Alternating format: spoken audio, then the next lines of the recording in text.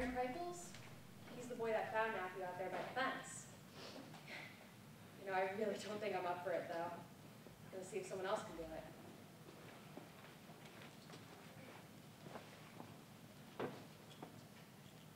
Well, I took off from my dorm around 5 p.m. on Wednesday on my bicycle. Just kind of felt like going for a ride, you know?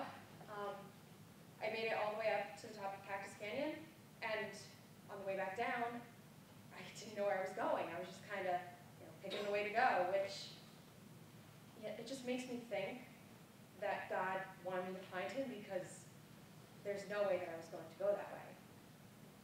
So, I'm in this deep-ass sand, I really wanted to turn back around, but for some reason I kept going.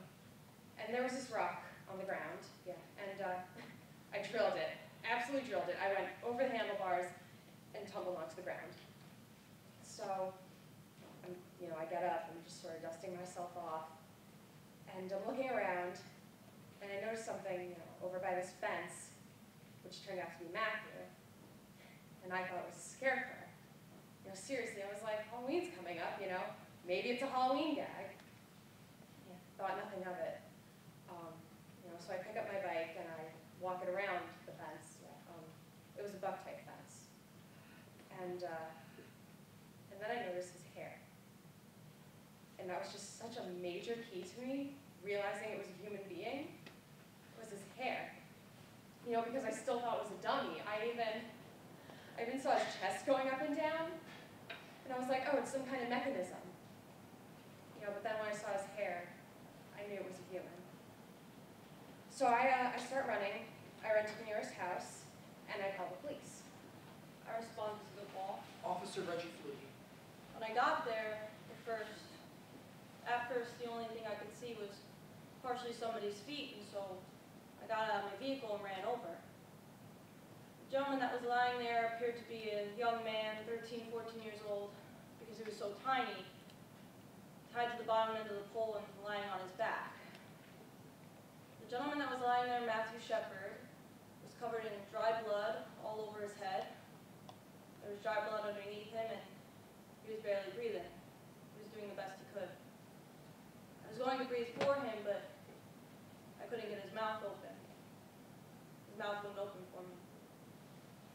He was covered in, like I said, partially dry blood and blood all over his head.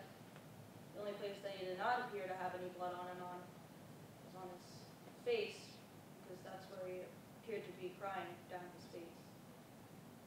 His head was distorted. It did not look normal. He looked like he had a real harsh head wound. I was working the emergency room the night Matthew Shepard was brought in. I don't think any of us can remember a patient being brought in that sort of condition for a long time. Now, some of us have worked in big city hospitals, so we've seen this kind of thing before, but there are those of us who have not worked in big city hospitals. And you don't expect it. You don't expect gross injuries coming from someone beating another person. You expect these kind of injuries coming from a car going down a hill at 80 miles an hour. But we had read the ambulance report. We knew it was a beating. There was nothing I could do. If there was something that I could have done, I would have done it, but there was nothing. I'm standing there yelling at him, like, hey man, wake up! But he didn't move. He didn't flinch. He didn't anything. He was tied to the fence.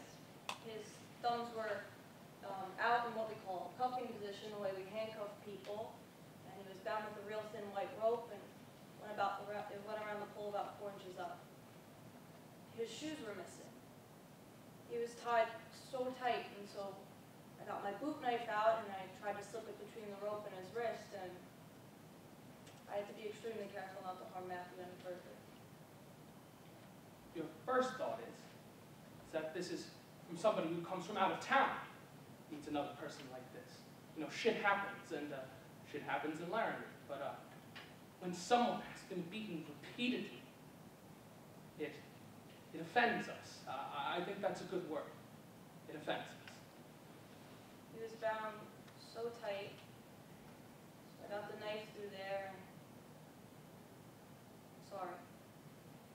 knife through there and rolled him over onto his back, and that was, he quit breathing, so we rolled him back over, and that was enough of an adjustment, and I was able to get him free there.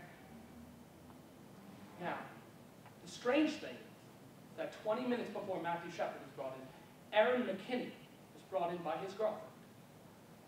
It appears he had gotten into a fight back in town at a bar. So here I am working on Aaron, and I don't know the connection at all. And 20 minutes later, in comes Matthew. So I tell Aaron to sit tight. And I go to work on Matthew. Now, when I saw Matthew, we understood that he was beyond our capabilities. Called the neurosurgeon at Poudre Valley. He was on the road in an hour and 15 minutes, I think.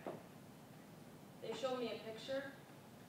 Days later, I saw a picture of Matthew. I would have never recognized him. And then 2 days later, I found out the connection, and I was very struck. They were two kids. They were both my patients, and they were two kids.